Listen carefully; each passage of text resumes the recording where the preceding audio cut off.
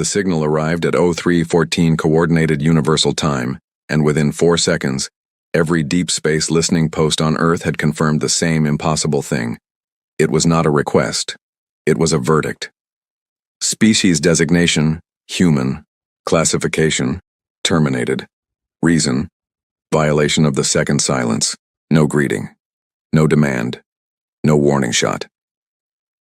The message repeated 11 times across every frequency humanity had ever used, then stopped, and 4,000 kilometers above the Pacific, a fleet the size of a small moon dropped out of superluminal space, so close to Earth's orbital defense grid that 3 satellites were vaporized by the wake alone.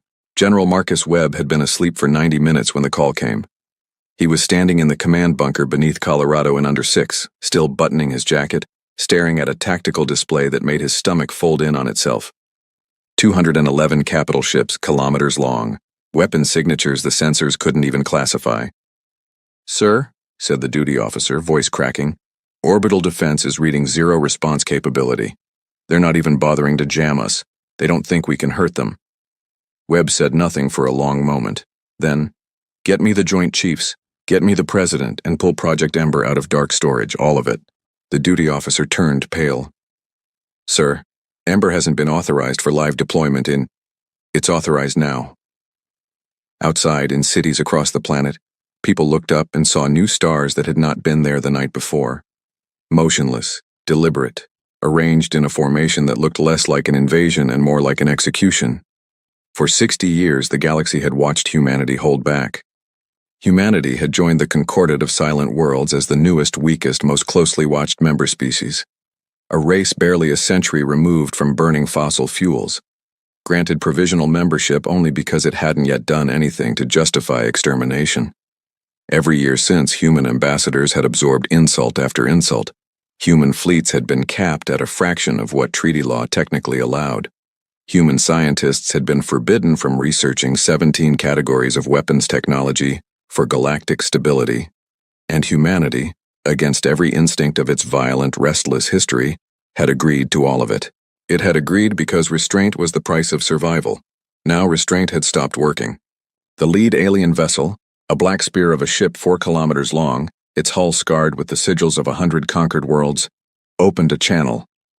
The being that appeared on Earth's screens was tall, silver-skinned, unblinking, and utterly without malice, which was somehow worse than if it had screamed for blood. "Human species," it said. "You developed a weapon outside concordant limitations, detected 11 days ago at your lunar research facility. This is a Class 1 silence violation. There is no appeal. There is no negotiation.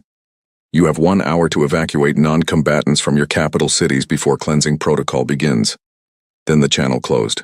In the bunker, Webb turned to his intelligence director, a sharp-eyed woman named Dr. Amara Reyes, who had spent the last decade of her career pretending she didn't know what was buried under the lunar surface. "They found it," he said quietly. "How?" Reyes's hands were shaking, but her voice was not. "It doesn't matter how. What matters is they think it's a weapon." "Isn't it?" She met his eyes. "It's worse than a weapon, General. It's the reason we've been holding back for 60 years. And it's not ready." Sirens began wailing across the eastern seaboard. On the tactical display, the alien fleet began, unhurried and unafraid, to move into bombardment formation. Humanity had 1 hour to decide what kind of species it was going to be. The hour did not pass in panic. It passed in something colder. Within the first 10 minutes, every human warship in service, publicly acknowledged or not, received the same 6-word activation code broadcast on a frequency that had not been used since the Cold War. "Ember is lit. All hands." 43 vessels the Concordat had never been shown responded. Some had been logged as decommissioned. Some had never been logged at all. They emerged from hardened asteroid shipyards in the belt, from a hollowed-out moon of Jupiter, from beneath the ice of Europa, where a joint program officially devoted to subsurface ocean research had spent 2 decades building something else entirely. Admiral Sarah Chen commanded the largest of them, a carrier called the Prometheus Ascending, and as she watched the alien fleet's bombardment formation solidify above Earth, she allowed herself exactly 1 second of fear before locking it away. "They think this is an execution," she said to her bridge crew. Let's remind them what a species looks like when it stops asking permission to survive.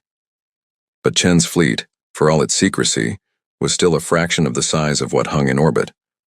43 ships against 211. Everyone on that bridge understood the math. Nobody said it out loud. In the bunker, Reyes was explaining to Webb and the assembled Joint Chiefs exactly what the aliens had actually found on the moon, and the explanation changed everything. It's not a weapon, she said again. It's called the Halden Array. It was built to detect something, not destroy something. 60 years ago, right after we joined the Concordat, our first deep survey ships picked up a signal from beyond the galactic rim. Old, patient, structured like language, but not like anything any Concordat species has ever catalogued.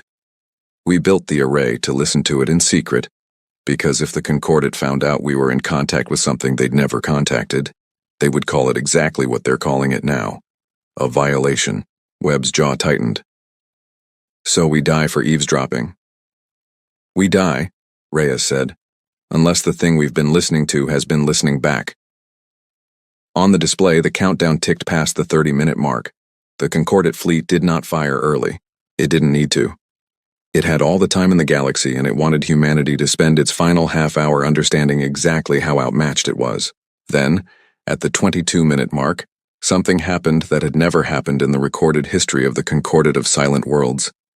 One of the alien capital ships went dark. Not destroyed. Not damaged. Dark. Every light. Every engine flare. Every weapon signature extinguished in the same instant, as if the ship itself had simply stopped existing as a functioning object. Its neighbors scrambled, opening emergency channels, demanding status reports that never came. On Chen's bridge, her sensor officer stared at the readout in disbelief. Admiral, that wasn't us. We didn't fire. We didn't do anything.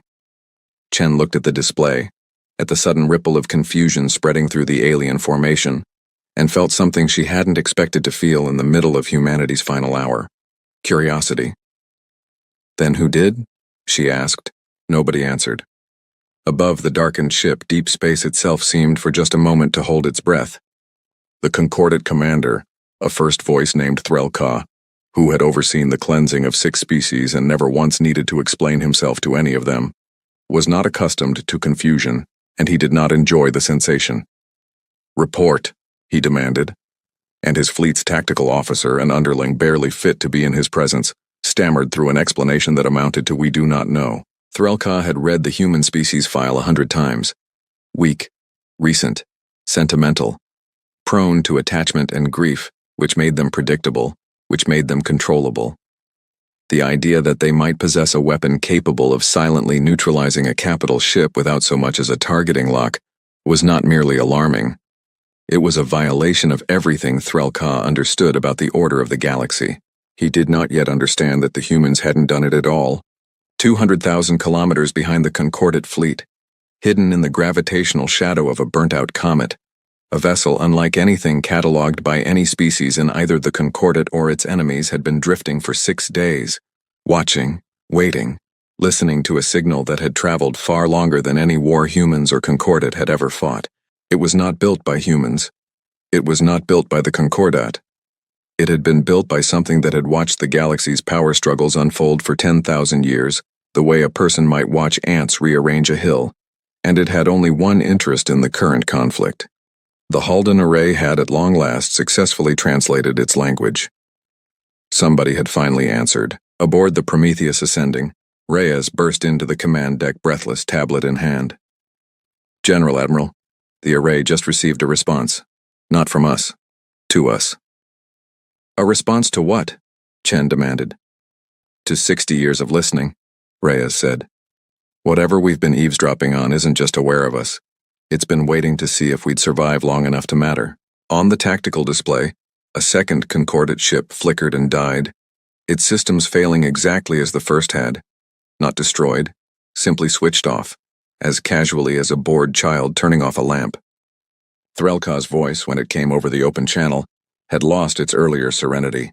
Human vessel, identify the nature of your weapon immediately, or cleansing protocol begins now, in full, without further warning. Chen looked at Reyes. Reyes looked at the tactical display, where a third shape, vast, angular, ancient, radiating an energy signature that made every sensor on the Prometheus Ascending scream in protest, began to emerge from behind the dead comet. "General," Reyes said quietly, "I don't think that's ours." Webb's voice crackled over the command channel, tight with a fear he was trying very hard not to show. "Then whose is it?" Nobody on Earth in that moment had an answer. But 60 light-years away, in a language no human had ever properly translated, something ancient had just introduced itself to the concordat of silent worlds for the very first time. And it had chosen humanity's execution as the moment to do it. The ancient vessel did not fire. It did not need to. Its presence alone had done more damage to concordat morale than any weapon humanity possessed, publicly acknowledged or otherwise. Threlka's fleet, trained for 60 years to treat humans as a controllable nuisance, found itself facing something it had no file for, no doctrine for, no chain of command prepared to explain. Ships that had begun the hour in perfect bombardment formation started drifting out of position as captains quietly, without orders, began prioritizing their own survival over the cleansing protocol. "They're afraid," Chen said, watching the disarray spread through the alien fleet. "For the first time in this entire encounter, they're afraid." But fear made enemies unpredictable, and Threlka, proud, humiliated, unwilling to be remembered as the first voice who fled from an eavesdropping species and a ghost story, made his choice. "Fire," he ordered. "All weapons, immediately." 209 capital ships still functioning, unleashed a bombardment that turned the sky above 3 continents into daylight. It was the single largest coordinated weapons discharge in the recorded history of either species, and for 3 seconds, it looked like it would be more than enough to end humanity's story permanently.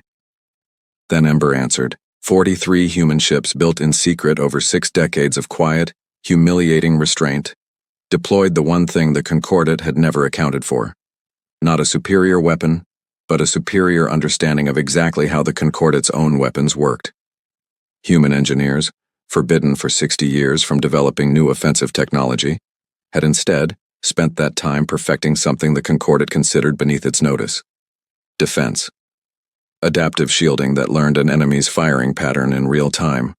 Electronic warfare suites built specifically to exploit the 17 weapons categories humanity had been forced to study only in theory, never in practice, and therefore understood with a purity of desperation the Concordat's overconfident engineers never had. The bombardment that should have ended humanity instead washed over Earth's defense grid and largely failed to land.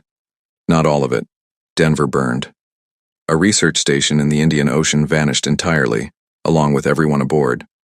Humanity's victory, if it could even be called that yet, was bleeding and incomplete, but it was a victory the Concordat had never imagined possible. "Sir," Chen's tactical officer said, voice shaking with disbelief, We actually held." On the ancient vessel, still silent, still watching, something shifted. A signal reached the Halden array. Not words, not exactly, but something Reyes would later describe as approval, the way a teacher might feel watching a student survive their first real test.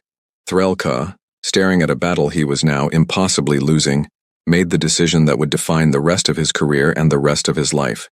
He ordered a full retreat, all except one ship, his own. "If I cannot cleanse this species," he transmitted, voice raw with fury and disbelief, "I will at least understand what protects it."